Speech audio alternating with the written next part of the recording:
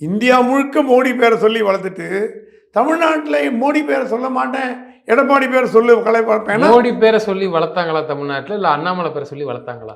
அண்ணாமலை மோடி பேரை சொல்லி தான் வளர்த்தார். அண்ணாமலை எப்படி வந்தார்?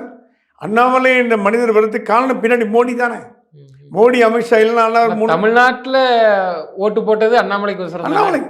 அண்ணாமலை ஒரு தன்னிகர் இல்லா தலைவரானது டெல்லியில் பாதி பேருக்கு வைத்தறிச்சல் அண்ணாமலை கண்டு. இவ்வளோ சீக்கிரம் முன்னுக்கு வந்தார். யாராவது எழுத ஆரம்பிச்சா அடுத்த பிரைம் மினிஸ்டர் அவர் தான், அடுத்த ஹோம் மினிஸ்டர் அவர் தானே அவங்களால தாங்கிக்க முடியல.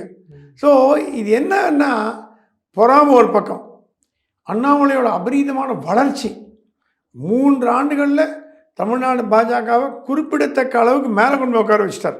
அது அவங்க எதிரிங்களே மறுக்க மாட்டாங்க, கண்டிப்பாக ஒத்துப்பாங்க. 3வது, இந்த வெற்றியினால் அவருக்கு கிடைத்தது என்னன்னா பொறாமை, துன்பங்கள். அவருக்கு மாலை போட்டு மரியாதை பண்ணல, அவரை கேவலமாக பேசினாங்க. ஏன்னா ஒரு பொறாமை சூழ்ச்சி மிகுந்த அரசியலில் போய் நீங்கள் இந்த மாதிரி இருக்கலாமா, அதான் வரீங்க காஃபி சாப்பிட்றீங்க, சாயங்காலம் 4 மணிக்கு வரீங்க, 5 மணிக்கு கார் எடுத்து வீட்டுக்கு போயிடுங்க, எது கட்சியை வளர்க்குறீங்க? இது வரைக்கும் அப்படி தான் இருந்தாங்க. இது வரைக்கும் 40 ஆண்டு காலம் தமிழக பாஜகவில் வடை சொல்கிற கட்சின்னு போய் சாயங்காலம் போனால் சூடாக வடை வாங்கிடுவாங்க, வடையை சாப்பிட்டு டீ சாப்பிட்டு வீட்டுக்கு போடுவோம், அதான் கட்சி 2 பேப்பர் கையெழுத்து போட்டு போயிடுவாங்க. அந்த மாதிரி ஒரு சூழ்நிலை ஊரெல்லாம் சுற்றி பண்ணுறவருக்கு கெட்ட பேர் வரதான் வரும்.